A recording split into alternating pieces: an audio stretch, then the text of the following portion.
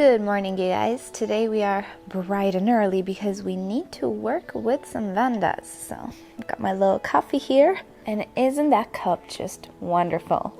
Yeah, check it down below, it's my merch. Such a shameless plug. Look at this, you guys. I have an orange vanda and we need to basket it. So today I'm gonna take you along with me, and yeah, it's the very first hour of the morning right now. I need some more fuel, but I'm very, very excited. Look at it.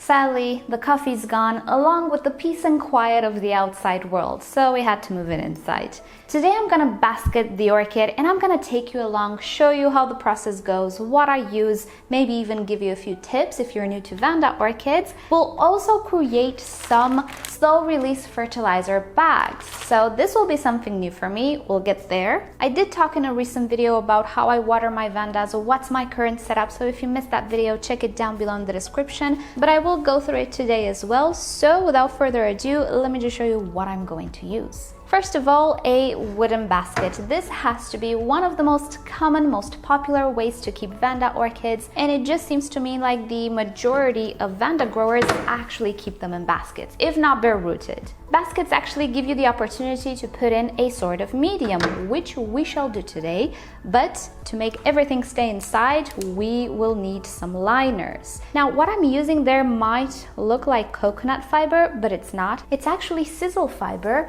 which in my opinion is a lot better. According to Wikipedia, sisal is also known as agave, and now it sounds a little bit more familiar. It's a very popular plant which can be cultivated in various areas, and the fibers that it produces can actually be used in various aspects of our life, such as lining Vanda baskets with it. I prefer it to coconut fiber because it does the same thing, minus the inconveniences. In my area, I cannot find a good source. The ones that I find usually comes in the shape of those basket liners, which simply smells very, very dusty, makes me cough. I have a sort of allergic, I guess, reaction to it. I don't know. I don't like to use that one. This, on the other hand, is odor-free as far as I can tell, is very, very clean, has the same texture, it's slightly acidic, and can come in various colors. So for me, it's a lot better than coconut fiber, but of course it does the same thing. I'm going to change the hook the orchid has because it's way too long, and I'm gonna attach that one to another orchid. I'll show you.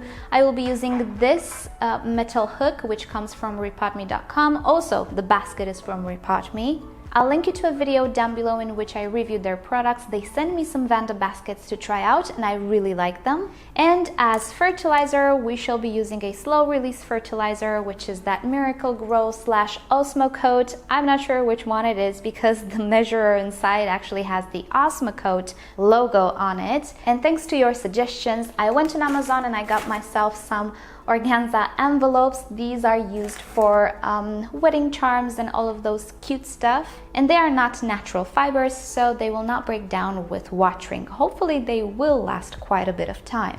So since I started by lining the basket, let's just finish it. I'm more concerned lining the bottom of the basket because typically this is where the medium will fall through, less on the sides. But I do want to cover a little bit the sides as well. Through watering, through maneuvering, pieces of bark will just slide from the sides of the basket as well. So I will need to add another layer of fibers to the sides of the pot, make it all snug, just like a bird's nest. There we go, that looks very comfy indeed. And now it's time to place some medium. I'm going to be using bark and sphagnum moss since I do have them pretty excessively right now at my disposal. And before I place the orchid into the basket, I do want to remove the metal hook on the orchid, which I will be using with a much taller orchid, as I was saying. And now we can go ahead and arrange the orchid in the basket. A little tip for you guys, if you ever work with Vanda orchids, whether you want to place them in baskets, pots, whatever your preferred setup is, Always wet and completely saturate the roots. This will make them a lot more flexible. I can bend them, as you can see, and they don't snap, nothing bad will happen, and it will just make the whole procedure easier on me and safer on the root system. When they're dry, the roots are simply brittle, and if you just try to do this, there's a high chance they will snap. So since the roots are already very flexible, I will try to rotate them or actually swirl them a little bit so that this orchid will fit into the basket. I will try to be gentle and try to center the orchid. If it's not going to be perfectly centered, that's okay. I just don't want the roots to get damaged. And I think she will much rather prefer sit right here, more close to the edge of the basket than to the center, but that is just fine by me. Now, another tip, before I go ahead and put medium inside the basket and release my orchid, I will add the hook, which will help me stabilize the Vanda, because if I let it go right now, look what happens. The roots are actually pushing against the side of the basket because they're simply not adjusted to this shape. They will get adjusted in time and the orchid will sit, but now it simply is not stable and there are great chances of it just falling out of the basket. So by placing the hook on the basket, we will stabilize the orchid, and if she's not stable, we can actually pin the orchid to the metal bars. So I'll go ahead and install the hook really fast.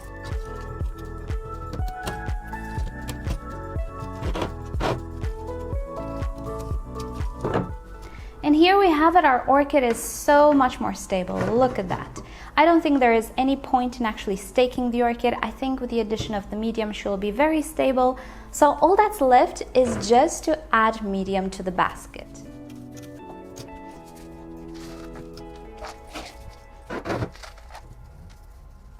And my orchid is pretty much done. As you can see, I didn't do a super thorough job. It's simply not needed. This is just a basket, and I do have sphagnum moss there, which will retain water. Alrighty, now let's see what to do about the fertilizer bags. The whole idea behind this is to fertilize orchids as you water them, as you hose them down. The slow release fertilizer will get wet with every watering and will drip and leach inside the medium. And this is a technique that I've seen around quite a bit. I'll link you down below to the first video, judging by the publishing date, that exists on YouTube with something similar. You'll see there that the grower creates, or actually DIYs, these little satchels. So if you don't find them for sale or you just don't want to use them, you can definitely DIY them. And it's a good method theoretically for everything that is either bare rooted, either mounted, either in baskets, hanging, everything that is watered down with the hose or wetted in any way. So this is just a technique for our particular instance here. I will be using, as I was saying, the Miracle-Gro slow release fertilizer, and I will be putting inside each satchel a tablespoon of fertilizer. This is 15 milliliters if you convert them to the metric system. This measure is bought from IKEA, and as you can see, my little satchels are slightly big. I made a mistake and I purchased the bigger ones, but it's okay. I can actually make them a little tinier. Anyway, we'll see how this technique goes. This is something new for me as well. It is a test, so I don't know if it will work like I want it to work, but there's only one way to find out. So I have here 15 milliliters of fertilizer. I'll place it in this bag. I will close it just so that the fertilizer doesn't escape in case of a storm or very strong wind. And there we have it. This is so cute. You know what? Wouldn't it be cool if you got orchid fertilizer at weddings? That would be lovely. I'm obviously kidding, but not really. If any orchid growers out there are getting married anytime soon, that's an idea.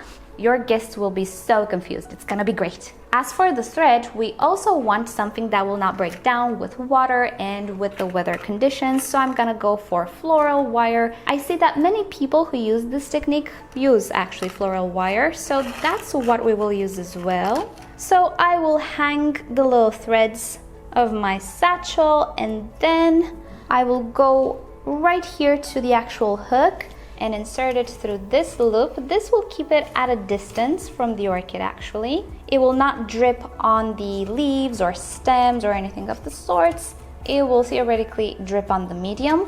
There is theoretically, again, not a big deal if it actually touches the orchid, But since this is a new technique for me too, and I'm not entirely sure if this fertilizer is very safe, people use Osmocote, but this is Osmocote, kinda. There are some details that I'm not sure about, so I will just use it on this orchid, and I will just prefer it not touching the orchid. So as you can see, it should drip right on the medium where the moss will just take it up and disperse it for the roots to pick up.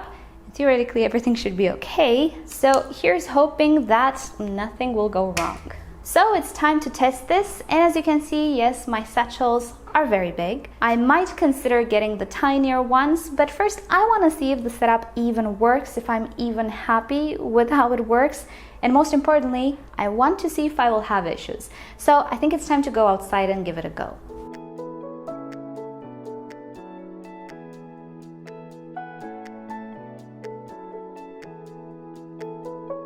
Well, it appears to have worked pretty great. I'm pretty happy with how it drips. The water just runs freely through the satchel. The only thing that bugs me is the size of the satchel. I will need to repurchase this product, use these things for something else. It's okay. Now let's just take care of this big baby right here.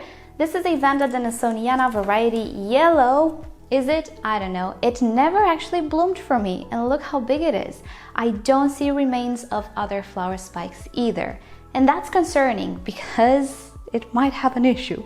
I hope not. But you know, in cultivation, we don't really have natural selection. We pretty much save everything. If this is one of those orchids which is just not willing to bloom all that often, I don't know. I hope it's not. What it's willing to do is put up some keikis. Do you see that? We have 2 new keikis sprouting here. They're not flower spikes. I already see the little leaves forming. Denisonianas are actually known for creating keikis. My cream shine thorn has 2 or 3 keikis already. But you can see it is a pretty tall girl, and the hook is just not doing it anymore. Moreover, it's kind of damaging the leaf. So I want to remove this hook and put the other one because it's much taller. Alright, this appears to be much better, but still I don't believe the hook is tall enough for this orchid. However, I did manage to put the crown outside of the little tent that the hook forms, so I think this hook will be good for another year. It's definitely much better than what this orchid had. Also, this leaf was already broken. I cannot make it sit straight. It is still functional, so I prefer to let it be, and the crown is in no danger of getting damaged since it's behind the hook. So I think I'm pretty much done with the Vandas for today. So I'm done with the Vandas, the workers are done with their work, just in time for the outro. Thank you guys so much for spending some time with me today. Hope you found this entertaining or useful or inspiring to test out any of these setups, and you know the drill. Like or dislike this video below, subscribe for more orchid videos, tutorials, and other fun orchid things. And if you'd like to support the channel, do consider visiting the merch store, links down below in the description. And with that said, I'll see you guys next time when it's gonna be much quieter than now. Bye!